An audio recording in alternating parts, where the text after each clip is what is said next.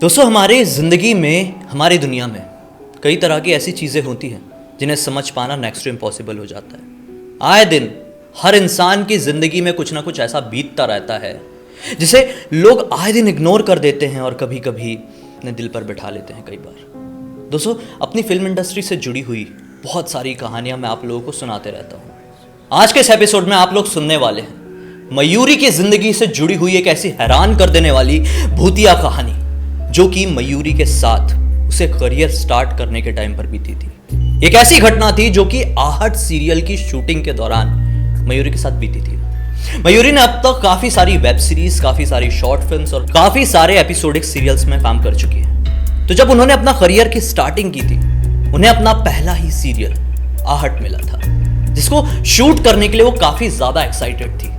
लेकिन उसकी शूटिंग से पहले, या फिर कह लो उसकी शूटिंग के दौरान, उनकी जिंदगी में कुछ ऐसा बीता जिसकी वजह से उनकी आने वाली जिंदगी पूरी तरह से एक अजीब सा मोड़ ले ली थी।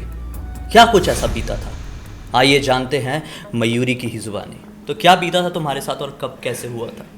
जैसे ही मैं बताने वाली हूँ ना, मुझे वैसे ही ना वो डर लगने लगा है। मतलब वो चीज़ें फिर से सामने आने लगी हैं।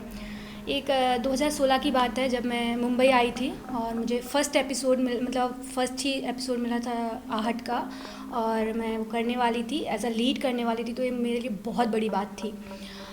आते ही लीड मिलना, पता ही आहट कितना फेमस था, इसलिए। पर जैसे ही मैं एक दिन पहले रात को एक रेफरेंस के लिए एक हॉरर मूवी देख रही थी। तो जैसे ही मैं मूवी देखते हुए मैं बाहर आई पानी पीने के लिए, तो मुझे एक ऐसे बहुत सर भारी होने लगा, आंखों में जलन होने लगी। मैं थोड़ा सा नर्वस हो गई। मुझे नहीं पता कि ऐसा क्यों हो रहा था, बट मैंने चलो ठीक है, इतनी रात तक शायद मैं मूवी देखती रही तो शायद ऐसे हो गया हो। बट मुझे तभी अचानक से मुझे किचन से किसी की रोने की आवाज़ आई।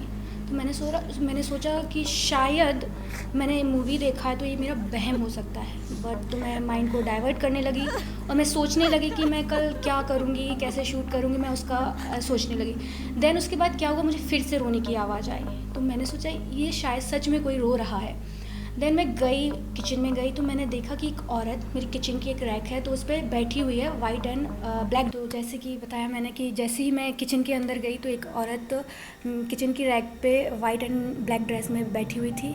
तो जब मैं गई तो वो उसका सर नीचे करके वो रो रही थी। पर जैसे ही मैंने एंटर किया तो वो धीरे धीरे अपना सर ऊपर करके, मुझे डर लगने लगा एक्चुअली। मतलब वो दिख रहा है मुझे ऐसे, वो मेरी तरफ देख के इतनी भयानक हंसी, उसका इतना मैं बता भी नहीं सकती, कितना अजीब। मतलब मैं कैसे बताऊँ, मतलब मैं एक्सप्लेन नहीं कर सकती। मैं बहुत ज़्यादा डर गई थी। वो बहुत ही चीख रही थी, चिल्ला रही थी और बहुत ज़ोर से, इतने ज़ोर से हंसी, मतलब मैंने ऐसी हंसी आज तक नहीं सुनी। मैं जैसे ही भागने लगी तो मैं वैसे ही ज़मीन पे गिरी और दरवाज़ा लॉक हो गया अपने आप। मुझे समझ ही नहीं आ रहा। अच्छा, मैं जितना समझ पा रहा हूँ अभी तक, तुम बहुत नई शायद मुंबई में आई थी, है ना? हाँ। और ये तुम्हारी स्टार्टिंग का टाइम था और मुंबई जैसे एक नए घर में रहना तुम्हारे लिए बहुत अलग एक्सपीरियंस होता था। हाँ। तो उस टाइम तुम्हारे साथ कुछ ऐसा बीत रहा था तो वो सचमुच में बहुत ज़्यादा डरा देने वाला रहा होगा, क्योंकि मुझे पता है जब एक एक्टर को कुछ ऐसा प्रोजेक्ट मिलता है जो कि सचमुच में कुछ पैरानॉर्मल चीज़ों से, भूतिया चीज़ों से इन्वॉल्व रहता है, तो वो एक्टर ना उस चीज़ में घुसने की कोशिश करता है। तो शायद तुम भी वही कर रही होगी। और इसी दौरान जब तुम्हारा माइंड सारी उसी चीज़ों में इन्वॉल्व था, तुम्हारे साथ ये सब कुछ घटने लगा। बहुत सारे लोग ये कहेंगे कि शायद ये एक इल्यूजन हो सकता है, लेकिन मैं एक बात बताऊं, इल्यूजन जो होता है, मैं पहले भी बता चुका हूं, ये कुछ पलों के लिए ही होता है, कुछ सेकंड्स के लिए ही होता है। उसके बाद वो इल्यूजन हमारी आंखों के सामने से मानो ओझल सा हो जाता है। लेकिन यहाँ पर कुछ अलग हुआ। मयूरी घबराकर ज़मीन पर गिर गई।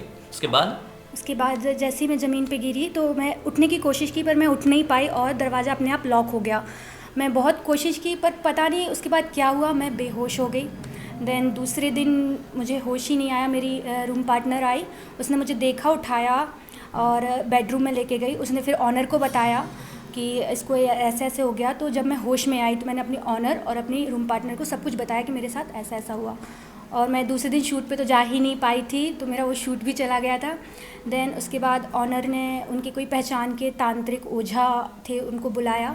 जब जैसे ही ओझा आए तो उन्होंने बताया कि किसी औरत की आत्मा है यहाँ पे, यहीं आसपास किसी औरत ने आग लगा के अपनी जान दे दी थी। तो उसकी एक बच्ची थी, जो वो मुझ में देख रही थी, तो इसलिए वो मेरे पीछे पड़ गई थी।